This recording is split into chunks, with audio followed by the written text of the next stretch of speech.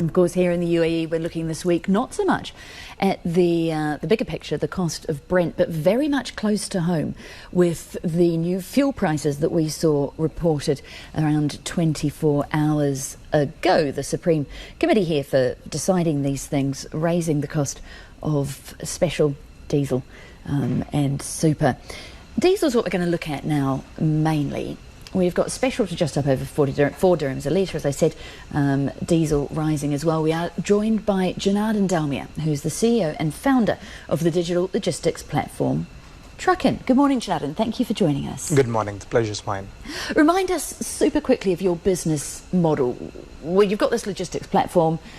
What are you doing when it comes to moving stuff from A to B? So Trukkin is an aggregator which provides logistics services to its business-to-business clients across Middle East and beyond. We move cargo from point A to point B, whether it moves cross-country or within the country, and that is what we do. So what does the rise in fuel prices mean for you and your customers? See, fuel is not only the very important part of the daily movement of the cargo, but it also represents a significant impact on the economy, because when you look at the price of the fuel, it's almost 40 to 60% of any transporter's cost. So clearly, any impact on increase on any fuel prices has a direct impact on overall pricing across the supply chain. There has been certain studies by economists where they show any 2% increase in fuel prices might impact almost up to 10% in freight. So this has to be absorbed somewhere, and this would trickle down to ultimately the consumers. So the recent rise that we have just had in both diesel and in petrol, what immediately does that mean for you? What's your reaction there? It's going to take some time to recalibrate. We are in unprecedented territories. I think since the fuel price deregulation in August 2015 in the UAE, this is the first time where we have reached certain prices like this. Clearly, there's a lot going on in the world with the EU also kind of moving away from using the Russian oil and the supply-demand imbalance. So for any manufacturing company which requires to transport goods across its various stakeholders, there's a certain lagging period where it requires to recalibrate. And obviously at some point this has to be either absorbed by the suppliers or manufacturers or transporters or ultimately the consumers. So there is a lagging period, but we feel that there will be certainly an impact, as 40 to 60% of any transporter's cost is across the fuel. And it will impact not only the road but rail, air, sea, everything.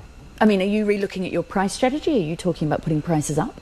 For sure. I think there will be certain fuel surcharges, which is beyond anyone's control, and this is a direct impact. So I think this has to be pushed somewhere. Certain things will have to be absorbed by companies themselves, and certain things will have to be spread across the value chain. Have you already had price increases this year because of this? We have been trying to manage to maintain the price stability, because this is extremely important for all our customers, because they have forward contracts in terms of delivering their shipping goods, and any certain recalibration definitely throws off the ball. So we are trying to maintain it as much as possible, but certainly it looks like there must be some impact coming in. Well, we've had one question coming in from a listener asking whether or not you could just move away from fuel. What are you doing to go green across your trucks? So this will take certain time. Going green is not only about Trukkin, it's about the regulation and the more and more as the vehicles become cheaper, and once companies started buying more assets. We are not into the business of owning the asset, but we are definitely in the business of promoting the greener way of doing it. Ultimately, the cost of freight is what makes the deciding factor, but clearly all the increase in prices that we are seeing across the fuel, whether it's in petrol or diesel, will fuel the demand for electric vehicles. And I'm sure we feel the impact as soon as we go to the gas station now. We never used to think about that a few years back in the region, but now everyone is starting to feel the impact. And this will move towards an idea of having more and more electric vehicles, and which will come on the commercial side as well.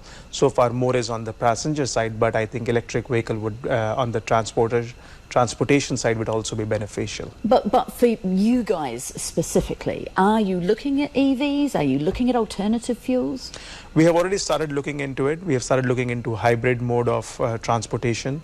Certainly that would provide certain kind of stability to consumers in terms of price stability, and we'll see how that evolves over the next 2 years. Why are you holding back though? Why aren't you buying them now? What's the tipping point, the stopping point? See, Trukkin is not in the business of owning the asset. So we encourage the asset owners, the fleet owners, to move towards owning the fleet, which are electrical based. So this will certainly take certain time, because as the certain amount of fleet will have to age through, they will have to get depreciated, people will have to reinvest in investing into those assets. So it's certainly a lagging indicator. It'll take certain time, but there's definitely going to be a shift towards that. Let's have a look at some of the other issues that you face at the moment. Talk to me about talent. Can you get the people that you need at the moment? See, talent is always, in short supply. And, with the post-COVID era, providing employees with the workplace flexibility, a lot of people we had to move around, etc. There is always a demand. There is certainly availability in terms of talent in the region, which is in short supply, but there is talent available, and they are, we are always looking for them. What about the struggles that you guys face, or the challenges that you face generally at the moment? I mean, we've spoken continuously here about shipping delays, about supply chain issues. How does that knock on to your business? See, supply chain is very much an integral part of the whole value chain. From the time someone wants to support or provide the raw materials to manufacturing, then to transportation of goods to the warehouses, and ultimately to the consumers, the global imbalance in the supply chain has definitely created a shortage of certain demands. Yesterday I was with a client and they had a big shortage of raw materials at the moment, and which has thrown away their projects for the next 2 years. So definitely you can feel the impact everywhere, and this supply chain imbalance is creating the issues. Does it change though very quickly how people book trucks through you, when they book them, how far ahead they book them, how certain they can be? People are becoming more and more booking towards the 24-hour module than forward-looking, because there's so much going on in the industry. The prices are quite volatile, and all this impacts in terms of their decision-making. They're definitely moving more where they used to have a 1-week window of visibility. They are going more towards the next 24 to 48 hours. Janardan Dalmia is the CEO and founder of the digital logistics platform Trukkin, speaking to us this morning about the knock-on effects of higher fuel prices and fuel price rises.